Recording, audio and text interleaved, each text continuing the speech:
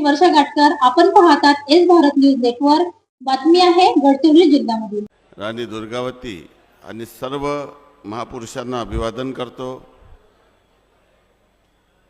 व्यासपीठावर उपस्थित आजच्या या कृषी कुंभ 2026च्या कार्यक्रमात उपस्थित आपले लोकप्रिय आमदार मिलिंदजी नरोटे, जिल्हाधिकारी अविनाशजी पांडा, CO सुभाष गाडे, SAO प्रगतीताई निंबोळकर, माजी आमदार होडी साहेब, सामाजिक कार्यकर्ता देवाजी तोफा, PO गडचिरोली अरुण M आणि आपले नगराध्यक्ष प्रणितीताई निंबोरकर, SAO प्रीती हिरुडकर आणि उपस्थित सर्व शेतकरी बंधू आणि भगिनींनो, थोडं शांत राहाल सांग. गडचिरोली येथे आजचा हा कार्यक्रम बघून मला मनापासून आनंद होत आहे. आपल्या भागामध्ये महाराष्ट्रामध्ये कुठल्याही जिल्ह्यात तुम्ही गेलं आणि त्या जिल्ह्यात गेल्यानंतर हा गडचिरोलीचा प्रोडक्ट आहे म्हटलं तर त्याच्याबद्दल एक वेगळं आकर्षण आहे. गडचिरोली जिल्ह्याबद्दल एक कोर जंगलात राहणारा माणूस, कोर नैसर्गिक संपत्ती आणि निसर्ग यांच्या सानिध्यात राहणारा जिल्हा महाराष्ट्रात कुठला असेल तो पहिल्या नंबरवर गडचिरोली आहे अशी महाराष्ट्रात आणि देशात धारणा आहे. ती वस्तुस्थिती देखील आहे. आपण आज विचार करत आहोत की महाराष्ट्राची पूर्णपणे प्रगती आपल्याला करायची आहे. महाराष्ट्राची प्रगती करत असताना गडचिरोली याला खूप प्राधान्य आपल्या सरकारने दिलेल्या माननीय मुख्यमंत्री देवेंद्रजी, आपले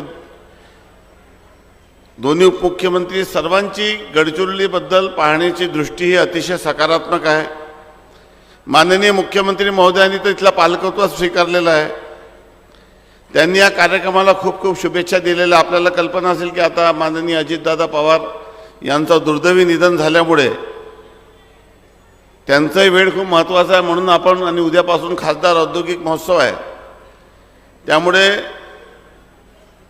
बजेटची तयारी त्यांनाही मला दोघांनाही करायची असल्यामुळे सध्या ते खूप व्यस्त आहे. परंतु प्रतिनिधी म्हणून या ठिकाणी आलेलो आहो आणि मी नेहमी एक बाब मांडणाऱ्यापैकी एक आहे की कुठल्याही इंडस्ट्रीमध्ये प्रोडक्शन होत नाही. इंडस्ट्रीमध्ये काय होते, इंडस्ट्रीमध्ये कन्व्हर्शन होते. म्हणजे कापूस टाकला तर कॉटन मिळते. एक वस्तू टाकली की तेवढ्याच क्वांटिटीची वस्तू उत्पन्न होते. परंतु शेती ही एक असा व्यवसाय आहे, एक असं काम आहे की खऱ्या अर्थाने प्रोडक्शन कुठं होते या जगात, तर तो फक्त शेतीत होते. कारण की आपण एक मूठ टाकतो आणि 100 मूठ धान्य त्या ठिकाणी निर्माण करतो. ही क्षमता परमेश्वरांनी फक्त या आपल्या भूमीत दिलेली आहे. आणि हे सर्व असताना या भूमीचं संरक्षण करणे, आज दुर्दैवाने या रासायनिक खताच्या युगामध्ये आणि औषध फवारणीच्या युगामध्ये माणूस आता विष खायला लागलेला आहे. आपण नेहमी म्हणतो की आपला माणसाचा मेडिकल सायन्सने खूप क्रांती केली, प्रगती केली आणि प्रगती केल्यानंतर माणसाचं आयुष्य वाढलेलं आहे, एव्हरेज लाईफ. आपण माणसाचं हार्ट बदलू लागलो, त्याची बायपास सर्जरी करू लागलो. मेडिकल सायन्सने खूप प्रगती केली, एव्हरेज लाईफ जरी वाढला, परंतु पहिले लोक 100 वर्ष, 110 वर्ष, 115 वर्ष, 125 वर्ष. आणि माझ्या शहरामध्ये एक योगी पुरुष होते ज्यांचं 150 वर्षापर्यंतचे जीवन जगले. आज कोणाला सांगितलं तर विश्वास बसणार नाही. ही वस्तुस्थिती आहे. या सर्व परिस्थितीमध्ये आपली जी जमीन आहे आपण ते खराब करू लागलो आहे. आपली भूमिका देखील थोडीशी दुटप्पीपणाची आहे. इथं आपण सांगतो की सल्फेट कमी नाही पडलं पाहिजे, रासायनिक खतं कमी नाही पडलं पाहिजे. मग त्याची जी सबसिडी आहे ती इतक्या मोठ्या प्रमाणात आहे की एका युरियाची बॅग किंवा DAPची बॅगची जी मार्केट प्राइस आहे त्याच्यापेक्षा खूप पैसे आपल्याला त्या ठिकाणी सरकारला, केंद्र सरकारला द्यावे लागते.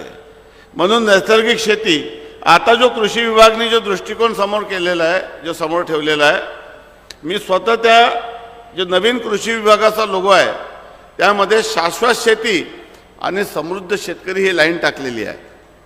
पुढच्या मागच्या 50 वर्षापासून आपला एक लोगो होतो, आता आपण यावर्षी तो बदलला. आणि कृषी विभागाचा विजन काय आहे, तर कृषी विभागाचा विजन आहे शाश्वत शेती आणि समृद्ध शेतकरी. आपल्याला फक्त पिकाचं उत्पादन वाढवणे आपला उद्देश असणं कामा नये. अनेकदा आपल्या मनात ही चुकीची धारणा आहे की खूप जास्त उत्पादन झालं म्हणजे राज्याच्या तिजोरीला फायदा होतो, राज्याला खूप मोठा फायदा होतो. वस्तुस्थिती नाही आहे. कुठलाही आता व्यावहारिक दृष्टिकोन जर पाहिला आपण तर डिमांड आणि सप्लाय रेशो आपल्याला मेंटेन करणं आवश्यक असते. समाजाला, राज्याला, देशाला ज्या वस्तूची गरज आहे त्याच वस्तूचं उत्पादन आपण या ठिकाणी करायला पाहिजे. एखाद्या वस्तूची डिमांड कमी आहे आणि सप्लाय जास्त झालं तर त्याचे रेट गिरतात. डिमांड कमी आहे, डिमांड जास्त आहे आणि सप्लाय कमी आहे तर रेट वाढतात. त्यामुळे हा बॅलन्स ठेवणं खूप आवश्यक आहे. आणि त्यामुळे विकेल ते पिकेल ही आपली संकल्पना आहे. आज आपण मोठ्या प्रमाणामध्ये क्रॉप डायव्हर्शनची आपल्याला गरज आहे. एखाद्या राज्यामध्ये खूप उत्पादन झालं, जसं मागच्या वर्षी सोयाबीनचं झाला किंवा धानाचा झाला, आपण त्याला बोनस देतो किंवा अनेक निर्णय या संदर्भामध्ये घेतो. परंतु शेवटी आपल्या राज्याची तिजोरी आहे. या राज्याच्या तिजोरीचं एक एक रुपये हे आपल्याला समृद्ध भारत, समृद्ध महाराष्ट्र करण्यासाठी पूर्ण करायचं आहे. विकासही करायचा आहे, विरासतही जपायची आहे, लोकांचा पर कॅपिटा इन्कम वाढवायचा आहे, प्रत्येक क्षेत्रामध्ये आपल्याला प्रगती करायची आहे. माननीय पंतप्रधान श्री नरेंद्र मोदी यांनी विकसित भारत हे जे संकल्प मांडलेला आहे, ही जी दिशा आपल्याला दाखवलेली आहे, त्याला अनुसरून राज्य सरकारने विकसित महाराष्ट्र 2047चा जो प्लॅन या ठिकाणी केलेला आहे, त्या प्लॅनमध्ये समाजातल्या प्रत्येक वर्गाला आणि सरकारच्या वेगवेगळ्या विभागाचा दृष्टिकोन कसा राहील आणि देशाच्या अर्थव्यवस्थेमध्ये सर्वात मेजर कॉन्ट्रीब्युशन महाराष्ट्राचा कसं राहील या दृष्टीने आपण नियोजन करून आपली वाटचाल करत आहोत. हे सर्व करत असताना हे विकसित महाराष्ट्र केव्हा होईल? विकसित महाराष्ट्र जेव्हा होईल जेव्हा या महाराष्ट्रात राहणारा प्रत्येक माणूस याचं कॉन्ट्रीब्युशन त्यात लावेल. एकटे मुख्यमंत्री किंवा एकटे प्रधानमंत्री ते काही करू शकत नाही. या देशात राहणारा प्रत्येक व्यक्ती, अधिकारी, सर्वसामान्य माणूस, शेतकरी, शेतमजूर प्रत्येकाचं योगदान त्यात आवश्यक आहे. अनेक टेक्नॉलॉजी या ठिकाणी आल्या. आज आर्टिफिशियल इंटेलिजन्स आलेला आहे. आपण आता एक ॲप डेव्हलप केलेला आहे ज्याला आपण कुठलाही प्रश्न विचारला तर तो ॲक्युरेट माहिती आपल्याला त्या पीकच्या संदर्भामध्ये देऊ शकते. आर्टिफिशियल इंटेलिजन्सने तर चमत्कार केलेला आहे. आपल्याला आता आपण पाहिलं असेल की कसलाही व्हिडिओ आर्टिफिशियल इंटेलिजन्स करू शकते. आता तुम्ही काल परवा 2-3 दिवसापासून व्हिडिओ पाहता की अजितदादांचा मृत्यू झाला, दुर्दैवी मृत्यू झाल्यानंतर काही अपघात कसा झाला असेल, मग नंतर काही लोकांनी त्यांचं पॅराशूटनी डायव्हिंग करताना अशा पद्धतीचे व्हिडिओ या ठिकाणी तयार केले. आता आर्टिफिशियल इंटेलिजन्स ही अशी क्रांती झालेली आहे की आपण काही करू शकतो. त्याचा वापर शेतीमध्ये कसे करता येईल यासाठी राज्य सरकारने यावर्षी 500 कोटीची तरतूद त्यात केलेली आहे. आणि देशामध्ये सर्वात पुढे महाराष्ट्र कसा राहील त्या दृष्टीने आपल्या कृषी विभागाचं नियोजन आर्टिफिशियल इंटेलिजन्सच्या माध्यमातून देखील सुरू आहे. आपला मॅग्नेट प्रकल्प आहे, आपला स्मार्ट प्रकल्प आहे आणि आता नानाजी देशमुख कृषी संजीवनी प्रकल्पाचा मी कालच या ठिकाणी आढावा घेतला. गडचिरोलीचा आढावा घेतला आणि पुऱ्या महाराष्ट्राचा आढावा घेतला. काल मी पोखराच्या कार्यालयात होतो. तर आपल्या जिल्ह्यामध्ये 532 गावाचा त्यात समावेश आहे ज्यामध्ये मोठ्या प्रमाणामध्ये आपण सॅच्युरेशन मोडमध्ये जाणार. माझे जिल्हाधिकारी आणि कृषी विभागाला एक महत्त्वाची सूचना आहे, आमदार इथल्या लोकप्रतिनिधींना सूचना आहे. आतापर्यंत आपल्या सरकारमध्ये कामकाज कसं सुरू होतं की दरवर्षी आपण योजना राबवायचो आणि दरवर्षी लाभार्थी अर्ज करायचे. 100 लाभार्थी निवडायचे तर 1000 लोकांनी अर्ज करायचे. 100 लोकांना लाभ द्यायचा, बाकी 900 लोकांना सांगायचं की तुम्ही पुढच्या वर्षी अर्ज करा. आणि त्या योजनेला काहीच अंत नाही. 30 वर्षापूर्वी आपण सिलाई मशीन वाटत होतो, आजही सिलाई मशीन वाटत आहोत. ऑइल पंप वाटत होतो, आजही वाटत आहोत. आणि पुढचे 50 वर्ष वाटत राहू असं चालणार नाही. आम्ही आता जो दृष्टिकोन ठेवलेला आहे त्याचा मॉडेल तुम्ही गडचिरोलीमध्ये करा की एक मॅपिंग करा की या जिल्ह्यात शेतकरी किती आहे,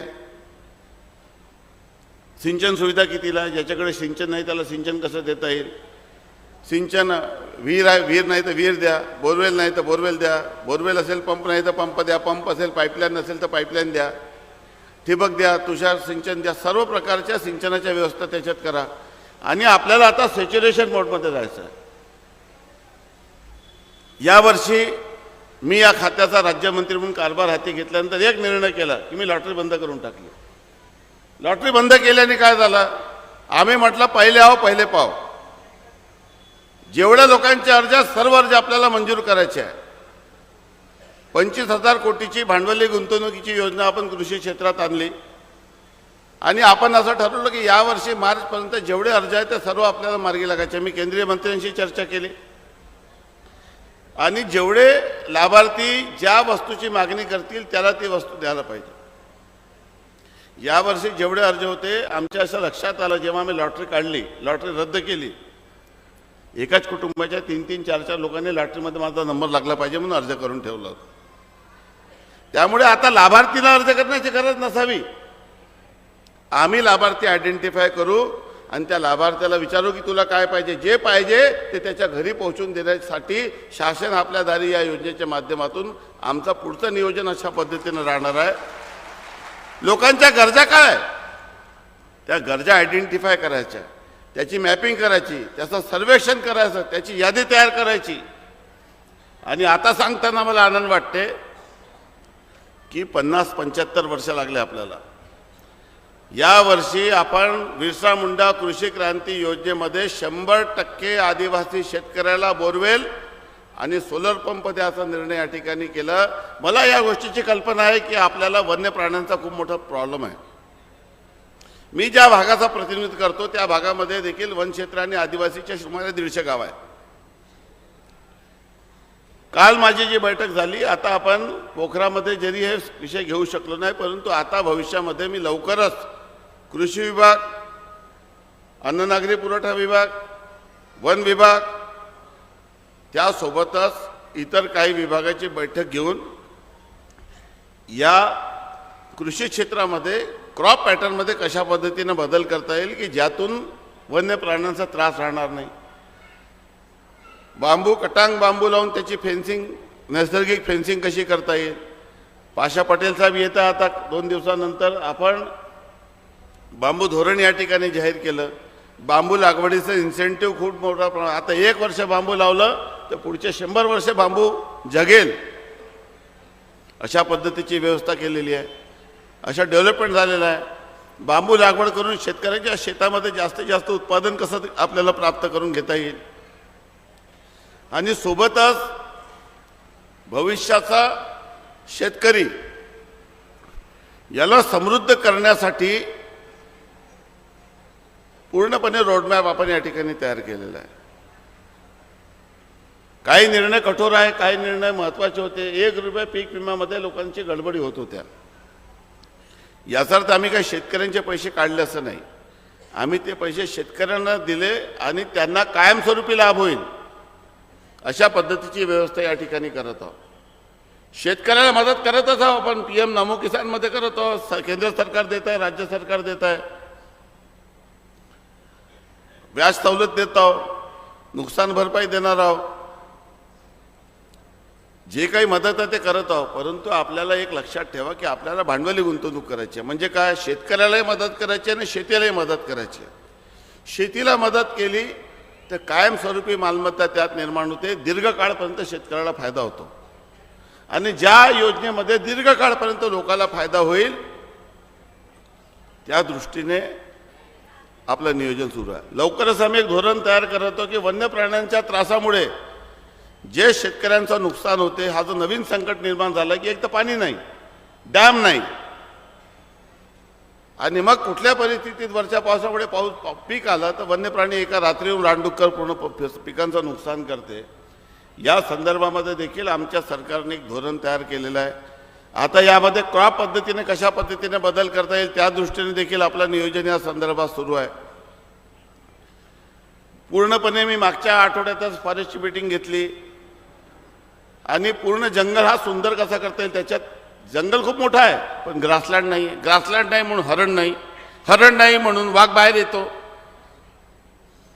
तर जंगल देखील चांगलं कसं आपल्याला करता येईल आणि मनुष्य वन्यजीव संघर्षाचा जो नवीन आव्हान आपल्या समोर आलेला आहे त्याला कशा पद्धतीने फेस करता येईल त्या दृष्टीने आपला प्रयत्न आहे. नानाजी देशमुख कृषी संजीवनी प्रकल्पामध्ये खऱ्या अर्थाने महाराष्ट्रात पहिल्या टप्पा 1 मध्ये क्रांती झाली. टप्पा 2 मध्ये आता आपला जिल्हा आहे. कालच मी त्याचा आढावा घेतला आणि नानाजी देशमुख कृषी संजीवनी प्रकल्पमध्ये जे 562 गाव आपले आहेत त्या 562 गावाला आपल्याला यावर्षी समृद्ध करायचं आहे. त्यासोबतच मार्केट चेन एस्टॅब्लिश करायची आहे. जे उत्पादन केलेला माल आहे गडचिरोलीला एक सेपरेट ब्रँड आपल्याला निर्माण करायचं लक्षात ठेवा आणि तो प्युअर ब्रँड पाहिजे. मी गॅरंटीने सांगतो ज्या दिवशी गडचिरोली ब्रँड महाराष्ट्रात हिट होईल त्या दिवशी कुठलाही ब्रँड चालणार नाही, फक्त गडचिरोलीचा ब्रँड चालेल. आज लोक किती पैसे द्यायला तयार आहे पण तो आम्हाला माल प्युअर पाहिजे म्हणतात, ऑर्गॅनिक पाहिजे, विषमुक्त पाहिजे. पैशाची कमी नाही राहिली. लोक हळूहळू समृद्ध होत आहे. प्रत्येक माणूस गरिबीतून बाहेर येत आहे. हे सर्व औषध फवारणी जे वांगे आपण खातो ते फवारणी केव्हा झाली आहे खाताना त्याची कधी कोणी काळजीच घेत नाही. पूर्ण इकोसिस्टम आपली जी खराब झालेली आहे त्याला आपल्याला जुळावर आणायचं आहे. त्यामुळे ऑर्गॅनिक फार्मिंग, नॅचरल फार्मिंग या दृष्टीने प्रत्येकाने काम करायची गरज आहे. आता आम्ही प्रत्येक जिल्ह्यात एक मॉल करत आहोत आणि एक अशी व्यवस्था करत आहोत की एखाद्या वस्तूला आपण सर्टिफाईड केलं शासनाच्या विभागाने की ऑर्गॅनिक आहे तर ते ऑर्गॅनिक आहे. नाही तर आता प्रत्येक माणूस ऑर्गॅनिक सांगून माल विकू लागलेला आहे. या संपूर्ण दृष्टिकोन आपला या ठिकाणी आहे. मी अधिक वेळ आपला घेत नाही परंतु अतिशय सुंदर असा कार्यक्रम आयोजित केला. कृषी क्षेत्रामध्ये जे स्ट्रॉबेरी लागवड आहे, शिंगाडा लागवड आहे, आपल्याला नवीन नवीन उपक्रम या जिल्ह्यात राबवायचे आहे. मी जिल्हाधिकाऱ्यांना सूचना दिली. आम्ही सर्व आमदार महोदयांनी निर्णय केलेला आहे की जिल्हा नियोजन समितीचा निधी आणि जिल्हा खनिज प्रतिष्ठानचा निधी जास्तीत जास्त गडचिरोलीमध्ये शेतीमध्ये कशा पद्धतीने उत्पादन वाढवता येईल आणि उत्पादन नाही ज्याची समाजाला गरज आहे अशा पद्धतीचं उत्पादन कसं निर्माण करता येईल आणि त्याला योग्य भाव कसा देता येईल या दृष्टीने पुरेपूर प्लॅनिंग आपण या ठिकाणी करत आहोत. गडचिरोलीमध्ये मी आल्यानंतर जेव्हा मी इथला राईस खाल्ला, मी स्वतः धान उत्पादक शेतकरी आहे. माझ्याकडे 45 एकर धानाची शेती आहे. समोर काही लोक बसलेले आहेत ज्यांनी मला इथला तांदूळ आणून दिला. इथला विश्रामगृहात इथला राईस खाल्ल्यानंतर मला एक वेगळी चव दिसली. कारण की इथल्या जमिनीची क्वालिटी खूप चांगली आहे. कारण की तुम्ही अनेक लोक सिंगल क्रॉप घेतात, आमच्याकडे डबल धान घेऊन राहिले.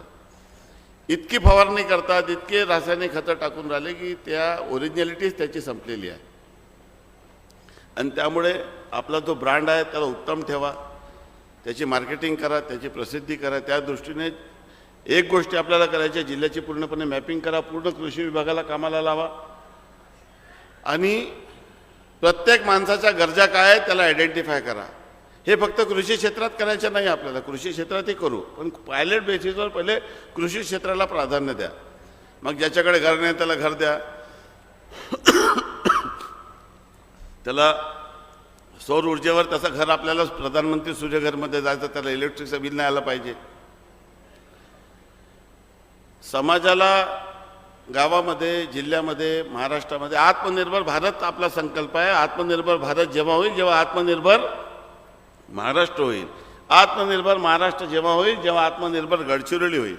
आणि आपल्याला उत्पादक व्हायचं आहे, आपल्याला कंझ्युमर व्हायचं नाही आहे. जो राज्य, जो जिल्हा, जो तालुका उत्पादक होतो त्या तालुक्याची, त्या जिल्ह्याची, त्या राज्याची आणि त्या देशाची अर्थव्यवस्था मोठी असते. आपल्याला एक्सपोर्ट पोटेन्शियलवर जायचं आहे.